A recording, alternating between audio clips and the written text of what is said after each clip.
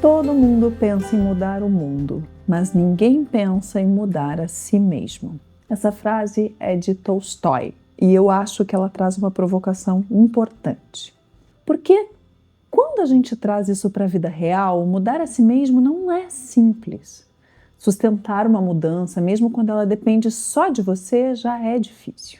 Então, isso levanta uma outra pergunta. O que exatamente a gente está tentando mudar quando fala de comportamento? É fazer diferente? Agir com mais disciplina? Conseguir manter uma rotina? Estabelecer novos hábitos? Ou, no fundo, tentar se sentir diferente? Porque talvez a gente esteja simplificando demais essa resposta. Durante muito tempo, inclusive dentro da psicologia, a mudança foi pensada a partir daquilo que é mais visível. Comportamento e pensamento. Aquilo que dá para observar, organizar e ajustar. E isso funciona, ajuda muita gente a entender padrões e a promover mudanças importantes na própria vida, claro. Mas, na prática, isso nem sempre se sustenta ao longo do tempo.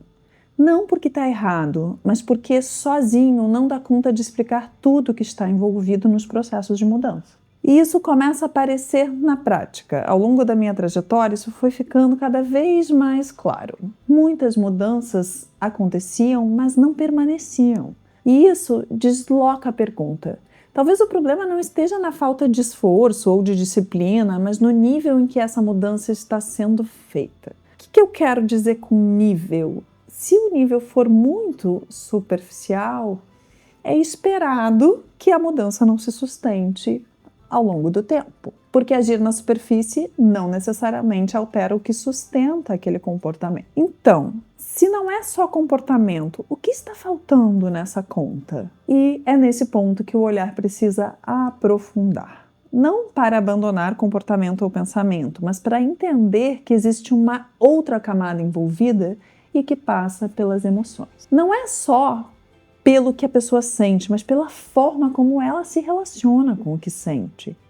E isso muda completamente o processo, porque deixa de ser só uma tentativa de controle do que é visível e passa a ser uma compreensão mais ampla do que realmente está por trás daquilo que se repete e que causa muitas vezes muito sofrimento. Isso muda a forma como a gente olha para a mudança, porque deixa de ser só uma tentativa de fazer diferente a qualquer custo e passa a ser um processo de entender o que está sustentando aquele padrão. Não para justificar ou aceitar tudo, mas para ter clareza sobre o que precisa de fato ser transformado. Quando isso não entra na equação, a tendência é continuar tentando resolver tudo no mesmo lugar, ajustando o comportamento, criando novas estratégias, mas sem olhar para aquilo que muitas vezes mantém tudo como está. E isso muitas vezes é cansativo demais. E faz com que as pessoas, em algum momento, desistam do processo de mudança.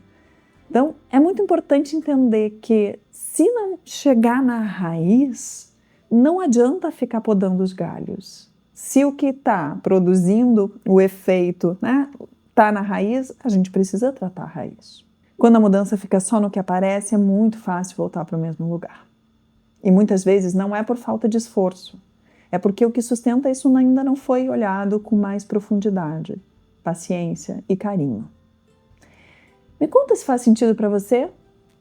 Te espero aqui no próximo vídeo.